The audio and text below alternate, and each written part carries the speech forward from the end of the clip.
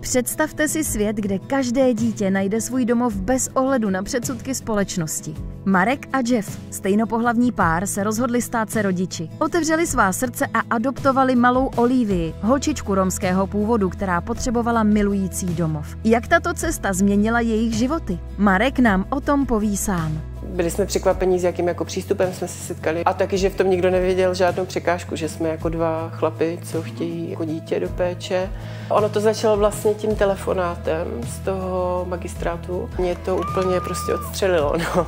To bylo prostě léto a ona přišla a byli jsme sami a bylo to úplně prostě práce šla bokem pro mě i pro Jeffa a byli jsme tady jenom prostě spolu. No. Já to třeba mám a doteď na to vzpomínám jako nejkrásnější období života. Těch lidí, kteří by přijali romské dítě do rodiny, je hrozně málo. Tak myslím furt, že je lepší mít dva táty, než nemít ani jednoho tátu, ani jednu mámu. Spousta lidí, když se i podívá na Olivku, tak vidí, že je jako živá a má ty romské geny, ale taky vlastně celé těhotenství vyrůstala na pervitinu a to se taky projevilo na její osobnosti. Kouká se hodně na to, jak to dítě jako vypadá a míň se kouká na ten příběh těch dětí. Přijmout romské dítě do rodiny není něco, čeho je potřeba se nějak obávat.